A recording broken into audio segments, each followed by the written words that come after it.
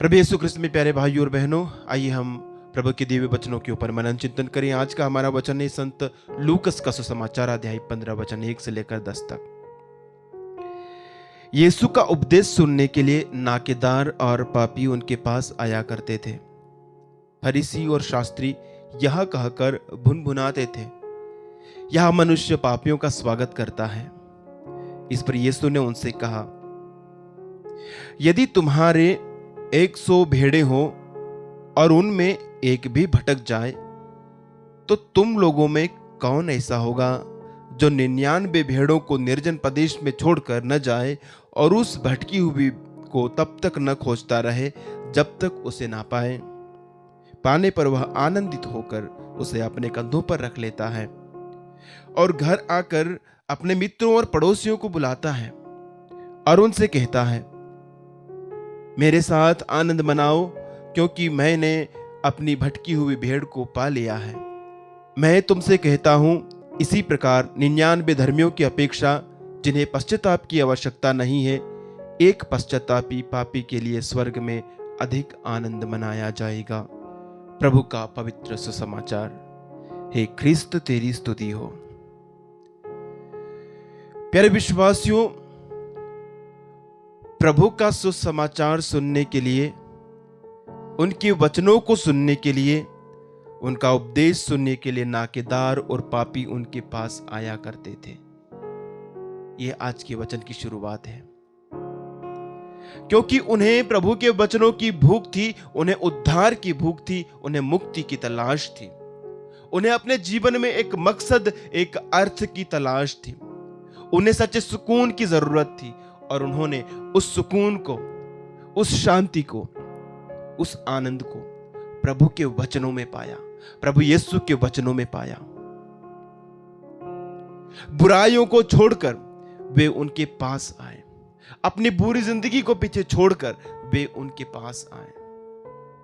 तेरे साथियों, जब ये लोग प्रभु के पास आए, जब इन्होंने प्रभु की वाणी को सुना, प्रभु की वाणी इनके हृदय के अंदर गई, और जैसा कि इब्रानियों 4:12 में हम पढ़ते हैं कि प्रभु का वचन एक दुधारी तलवार की तरह है, वो हमारे अंतरतम तक जाता है और हमारे अंतरतम के, हमारे हृदय को भेद करके हमारे अंतरतम के भेद प्रकट करता है।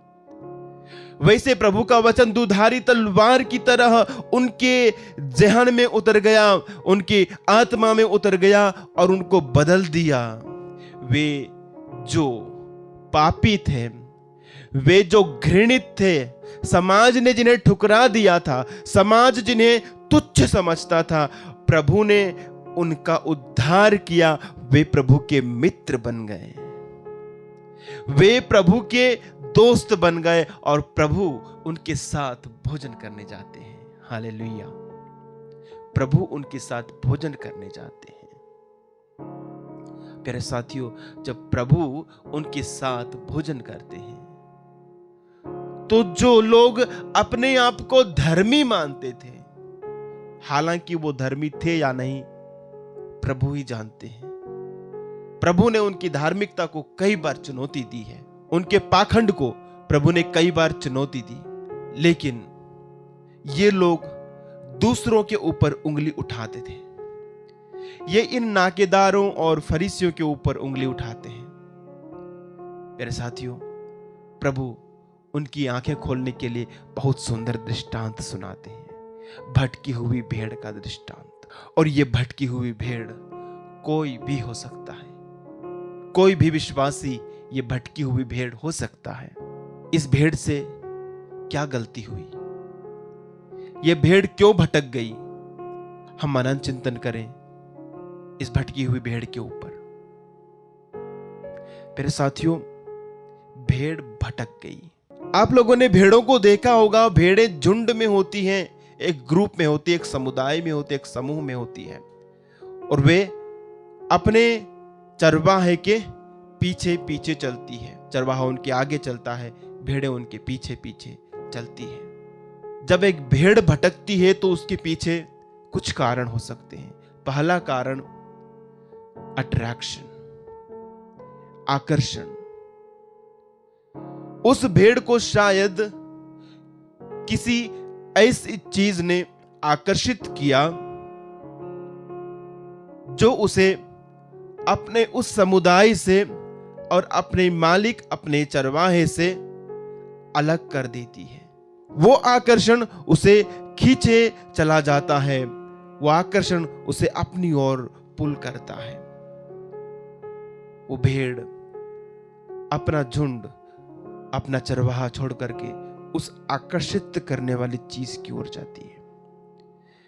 प्यारे विश्वासियों, अपने जीवन में झांक कर देखिए, अपने आप को परख कर देखिए। प्रभु आपका भला चरवाहा है, प्रभु आपको लिए चलना चाहता है, प्रभु आपकी अगुवाई करना चाहता है। क्या आपने कभी प्रभु से अपनी निगाहें हटा करके किसी सांसारिक आकर्षणों के पीछे आप गए हैं? वो आकर्षण कुछ भी हो सकता है। संत यूहन्ना का पहला पत्र अध्याय 2 उसका वचन 16 एक सुंदर बात हमें बतलाता है। संसार में जो शरीर की वासना, आंखों का लोभ और धन संपत्ति का घमंड है, वह सब पिता से नहीं आता बल्कि संसार से आता है। संसार और उसकी वासना समाप्त हो रही है, किंतु जो ईश्वर की इच्छा पूरी करता है वह युग युगों तक बना रहता है। संसार की वस्तुओं के प्रति हमारा मोह, वो धन संपत्ति हो सकता है, वो वासना हो सकता है जो हमें आकर्षित कर सकता है। मेरे साथियों, यदि प्रभु का अनुसरण करना है तो सबसे पहले प्रभु के ऊपर अपनी निगाहें टिकाए रखो और उनके पीछे पीछे चलना है। दूसरी बात, क्यों भेड़ भटक गई? दिशाहीनता के कारण। प्रभु ने एक दिशा निर्देश दे रखा है, एक दिशा दिखाई है, हमें रास्ता दिखाया है। प्रभु हमारा मार्ग है। हमें जिस डायरेक्शन में जाना होता है, हम उस डायरेक्शन को छोड़ करके एमलेस हो जाते हैं। हमारा एक लक्ष्य है, हमारा लक्ष्य स्वर्ग है, और स्वर्ग के हमारे लक्ष्य को छोड़ करके जब हम इधर और उधर, दाएं या बाएं देखने लगते हैं, हम उस ओर चलने लगते हैं, हम दिशाहीन हो जाते हैं, हम भटक जाएंगे। और प्यारे साथियों, जब वो भेड़ भटक गई तो उसको ये ख्याल नहीं था कि वो भटक रही है। सबसे बड़ी भूल हमारी ये होती है कि हम भटकते तो हैं, लेकिन हमें ये एहसास नहीं होता कि हम भटक रहे हैं। अब मेरे मन में ये ख्याल नहीं आता है कि मैं प्रभु से दूर जा रहा हूं, मैं भटक रहा हूं। मुझे लगता है सब ठीक चल रहा है, सब ठीक चल रहा है, लेकिन ठीक होता नहीं है। पाप का आभास मैं खो देता हूं, अपराध बोध जब हम खो देते हैं, प्यारे साथियों, हम भटक रहे होते हैं, एक भेड़ की तरह भटक रहे होते हैं, एमलेसली, दिशाहीन होकर भटक रहे होते हैं। तीसरी बात, जब एक भेड़ भटकती है वो क्या करती है? वो चेतावनी के ऊपर ध्यान नहीं देती, वो अपने चरवाहे की आवाज पर ध्यान नहीं देती है। प्रभु यीशु कहता है संत यूहन्ना के सुसमाचार के अध्याय 10 में, मेरी भेड़ें मेरी आवाज पहचानती है, मैं उन्हें जानता हूं। मेरी भेड़ें मेरी आवाज पहचानती है। हम प्रभु की आवाज जब नहीं पहचानते, जब हम प्रभु की आवाज के ऊपर ध्यान नहीं देते, प्यारे साथियों, तो हम भटक जाते हैं। अंतिम बिंदु, कब भेड़ भटकती है? जब उसे अपने स्वामी पर भरोसा नहीं होता है।